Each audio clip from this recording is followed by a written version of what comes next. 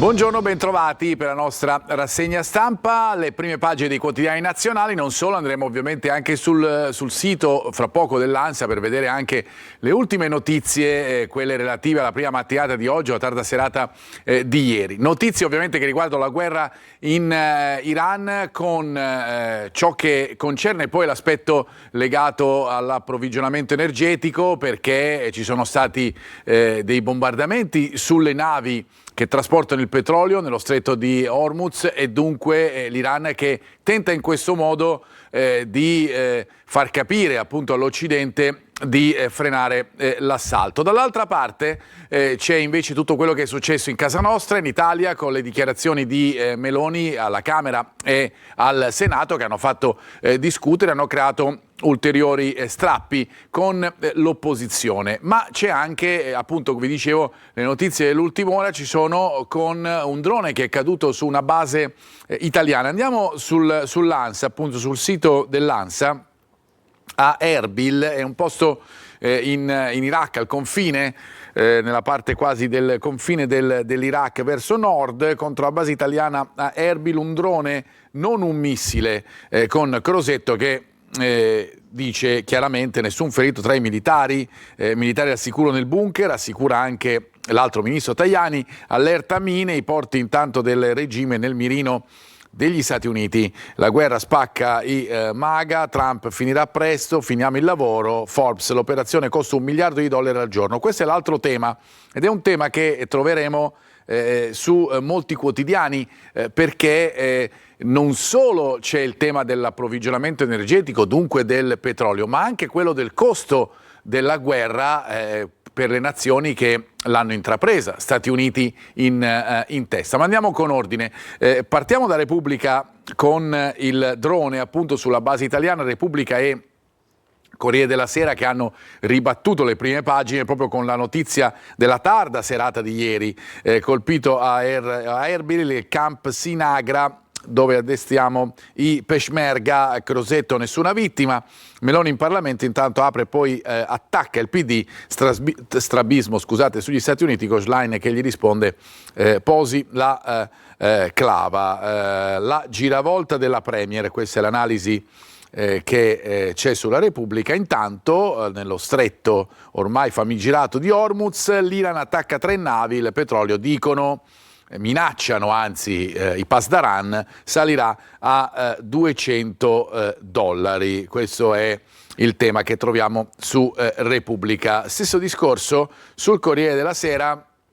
In questo caso c'è un missile sulla base italiana, si è specificato che appunto era un drone e non un missile, ma il tema resta, ed è il titolo appunto del Corriere della Sera, che affronta anche tutto ciò che succede appunto nello stretto, con il fumo che si alza dalla nave portacontainer thailandese colpita dall'Iran vicino allo stretto. La minaccia, oltre al fatto di aumentare i costi del petrolio, è quella di fare in modo che il petrolio non arrivi agli Stati Uniti soprattutto, ma in generale al mondo occidentale, anche se da Hormuz passano i contatti a livello energetico che arrivano soprattutto verso la parte orientale del mondo, cioè verso l'Asia, per cui in tal senso, mentre l'Europa e l'Occidente rischiano appunto l'aumento dei prezzi, in alcune parti del mondo rischierebbe di non esserci più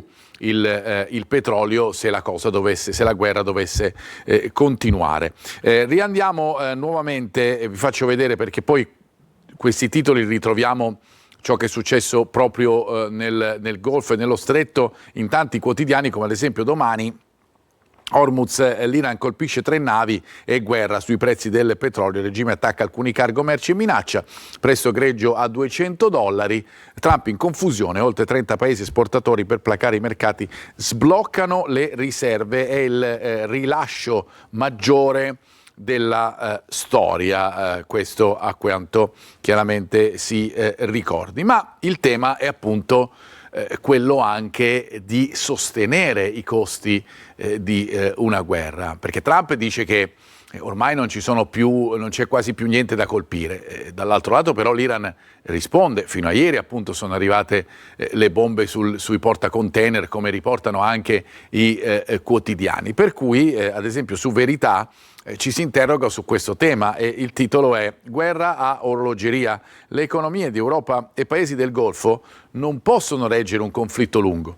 Stati Uniti e Israele spendono 1 miliardo al giorno, pensate, ma i Pasdaran resistono e Trump non si può permettere di non vincere. Il rischio sarebbe quello di un disastro, per cui è un tema molto importante che viene ripreso anche dai giornali economici. Ad esempio su Milano Finanza si fa un po' i conti di quello che può essere il futuro, perché resterebbero solo 3 mesi di petrolio. Sono le scorte su cui l'Europa può contare se la guerra continua. Lo stock d'emergenza, Italia comprese, di 1 miliardo di barili, ne sono stati svincolati 400 milioni, ma intanto le borse sono di nuovo giù, Piazza Affari che perde quasi l'1%. Il tema dunque dell'approvvigionamento energetico, del costo dell'energia e del costo in generale della guerra diventa determinante quando abbiamo superato 1 settimana e mezza, ci avviamo verso 2 settimane di conflitto. E poi c'è la questione interna, le parole di Giorgia Meloni, la reazione dell'opposizione raccontate così dai quotidiani. Andiamo ad esempio sul Messaggero. Questo è il titolo, con le frasi di Giorgia Meloni: noi né complici né isolati. 3 navi colpite intanto a Hormuz, come abbiamo letto, tensione sul petrolio. La Premier intanto alle Camere, appello alla coesione. Non entriamo in guerra, conflitto fuori dal diritto internazionale, no delle opposizioni.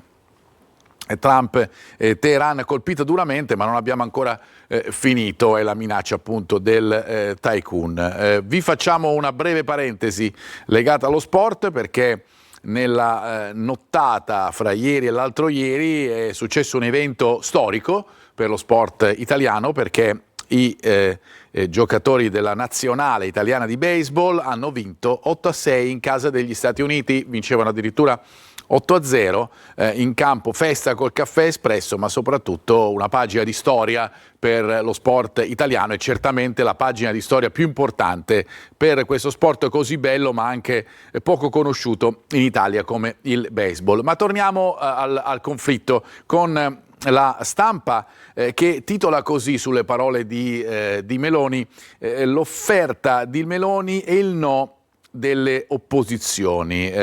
La Premier in aula, un tavolo per discutere della guerra.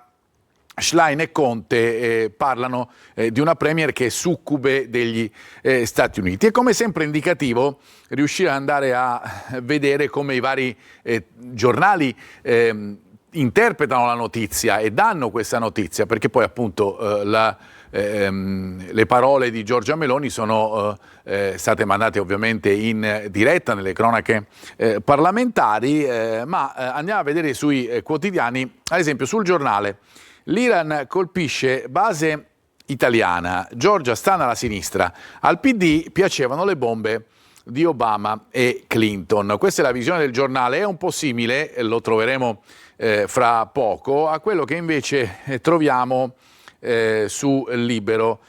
Schlein e Conte affondati, questo è il titolo, e dunque con l'occhiello che recita così: i sinistrati del Golfo. Evidente gioco di parole.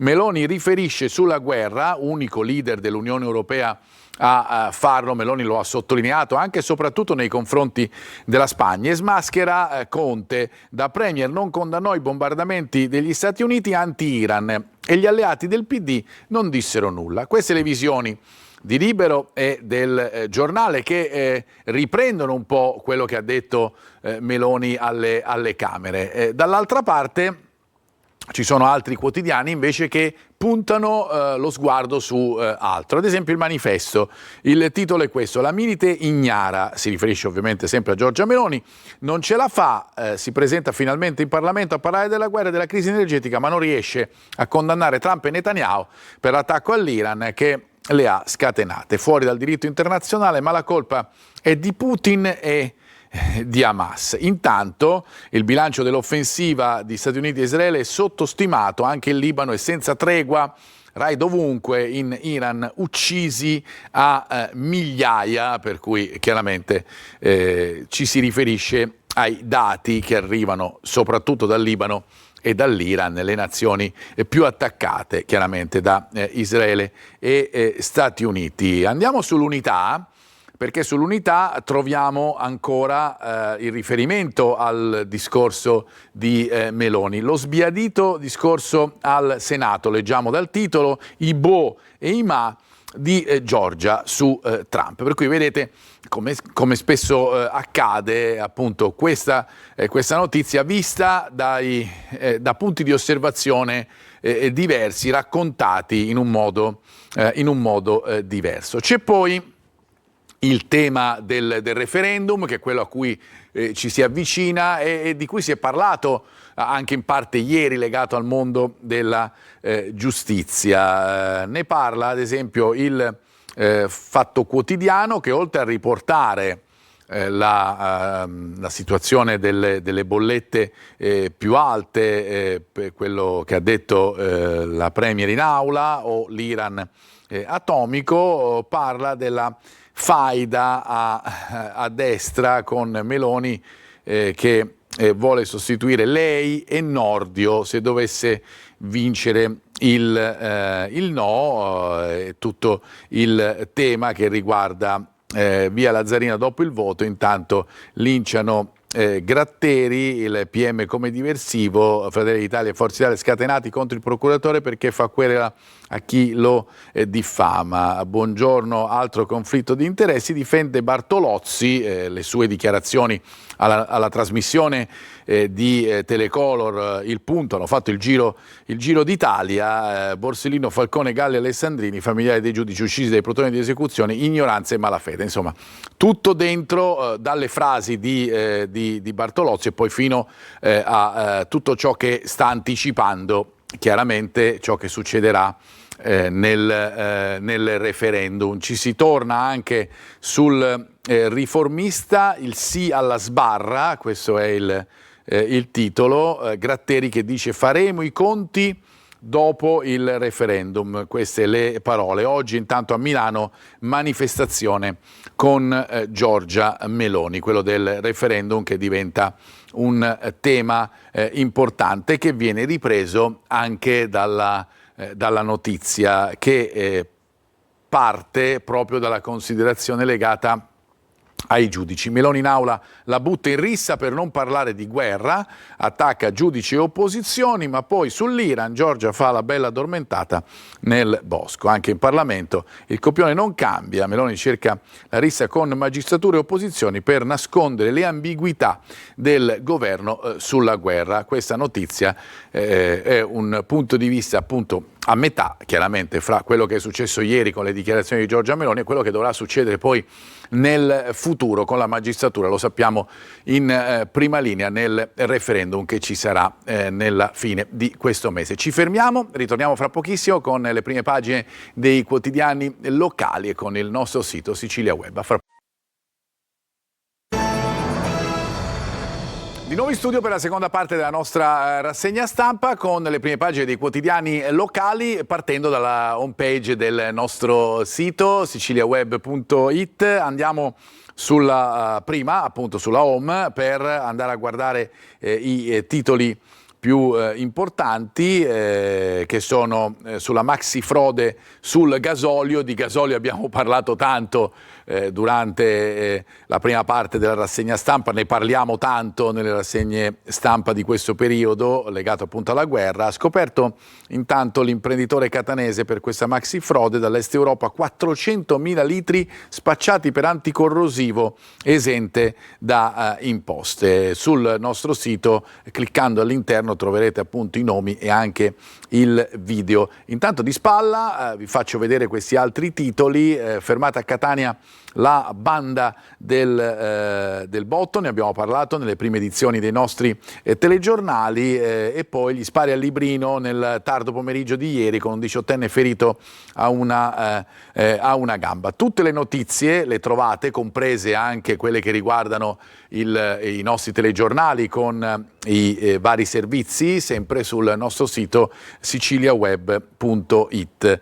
Andiamo adesso invece, ritorniamo anzi sulle pagine dei quotidiani, facendovi vedere le prime dei quotidiani regionali. Partendo dalla Sicilia, andiamo subito sul quotidiano catanese, che come al solito differenzia le aperture fra cronaca nazionale e internazionale con le parole di Meloni. Non è la nostra guerra, ma le opposizioni la contestano, chiaramente contestano la Premier, e poi le questioni regionali con lo scandalo giudiziario. Ora gli alleati assediano Schifani per quanto riguarda la sanità, Regione La Bufera, Asse, Fratelli d'Italia, MPA, Salute per fare politica. Il Campolargo che dice stacchi la spina, l'ennesima inchiesta per corruzione mette a nudo le crepe della maggioranza. E poi il femminicidio annunciato. Andiamo alla notizia che arriva e che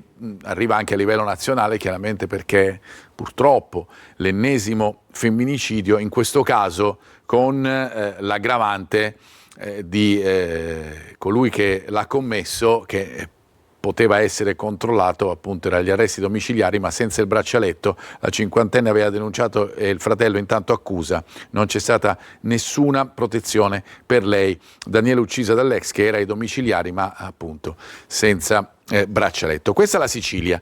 Sulla Gazzetta del Sud questa notizia è ovviamente l'apertura.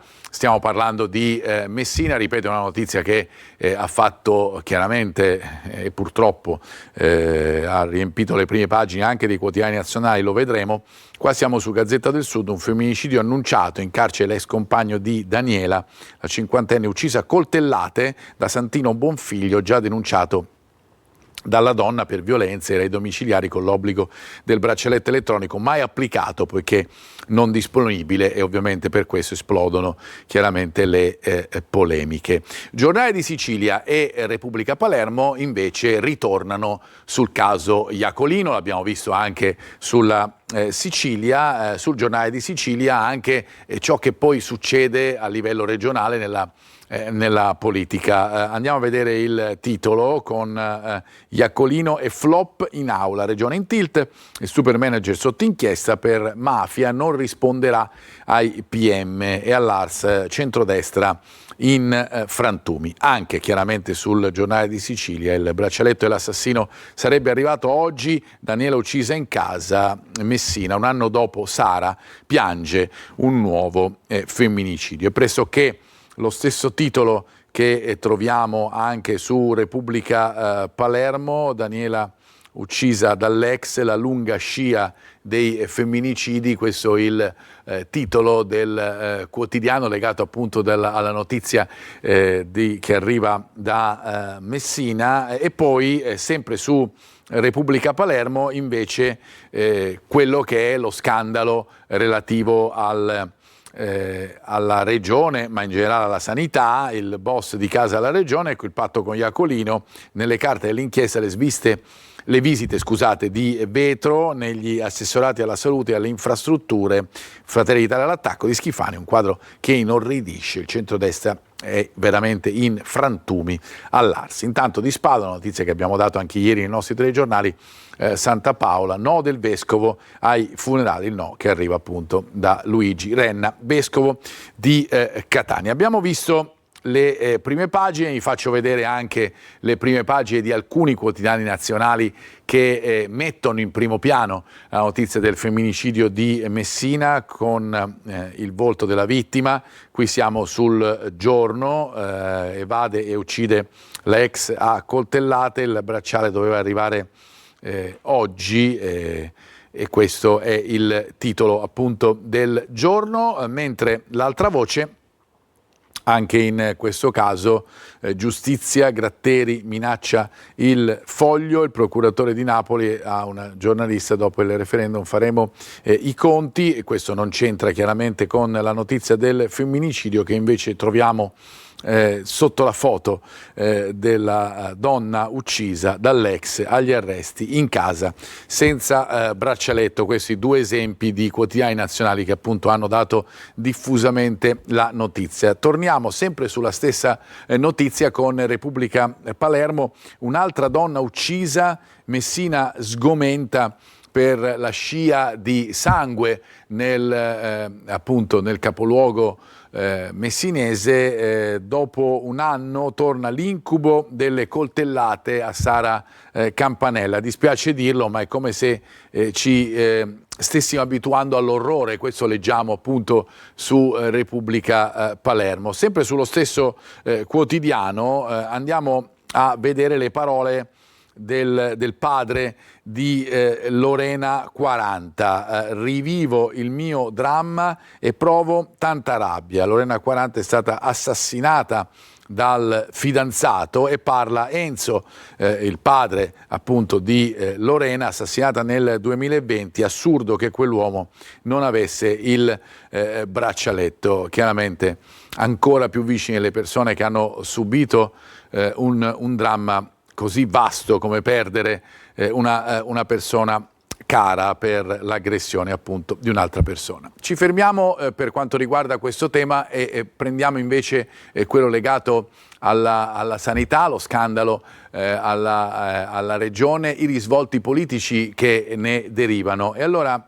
sulla Sicilia andiamo a leggere il titolo su Iacolino. Iacolino a disposizione non poteva non sapere chi fosse il capomafia. È l'inchiesta di Palermo.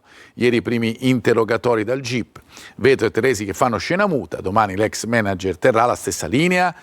Si chiede la Sicilia. I legali faranno ricorso contro il sequestro dei 90.000 euro in casa. Ma questa situazione, come vi dicevo, crea fermento politico, e questo fermento politico lo ritroviamo anche sulle pagine dei quotidiani regionali, in questo caso su Repubblica Palermo, perché ci sono queste parole che danno il senso della spaccatura nella centrodestra a livello regionale. Il quadro che inorridisce: traballa il governo Schifani, Varchi va all'attacco, la maggioranza pezzi in aula, ipotesi di fine anticipata della legislatura, anche se Sbardella smentisce. Renato Schifani, presidente della regione siciliana, e anche Daniela Faroni, in questa foto, assessore regionale della salute. Altre notizie che troviamo invece sui quotidiani per quanto riguarda la cronaca regionale: sulla prima pagina di Catania della Sicilia, la candidatura di Catania Capitale della Cultura del 2028, con l'attesa che cresce, e intanto con 42 volontari del servizio civile che saranno custodi dei monumenti che sono fra i più belli chiaramente della città etnea che ambisce a diventare capitale della cultura. Ci spostiamo invece a Palermo, lo facciamo con la Repubblica che parla dell'annosa questione di Mondello, con Italo-Belga che fa ricorso al TAR, una revoca immotivata. La società che ha gestito la spiaggia, ne abbiamo parlato anche ieri nei nostri TG, per 100 anni va all'attacco, danno di immagine senza ragioni reali, e viene chiesta in questo caso la sospensiva da parte della Italo-Belga per ciò che è stata appunto la decisione di togliere la gestione della spiaggia di Mondello.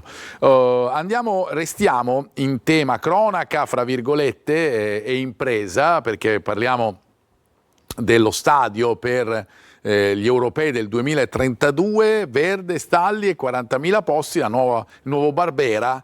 Conclusa la conferenza dei servizi appunto per il nuovo stadio di Palermo, la Giunta alla Galla dichiarerà l'impianto di interesse pubblico, andrà rimodernato chiaramente per arrivare a ospitare le partite del campionato europeo del 2032. Stiamo arrivando e arriviamo in questo modo alla pagina dello sport. Per quanto riguarda il Catania, ne abbiamo parlato negli ultimi giorni tanto nei nostri telegiornali, nelle nostre trasmissioni sportive, la figura di Toscano, che ha guidato e continua a guidare gli allenamenti e guiderà i rossazzurri nella partita in casa dell'Altamura. Siamo sulla Sicilia in questo caso, prove tecniche di normalità assoluta. Toscano punta all'Altamura, giornata di lavoro, l'allenatore è regolarmente a dirigere il gruppo. Cicerelli ormai pienamente recuperato, ma non sarà rischiato subito. Il Catania, che come sappiamo deve difendere a questo punto la seconda piazza in vista dei playoff, perché la distanza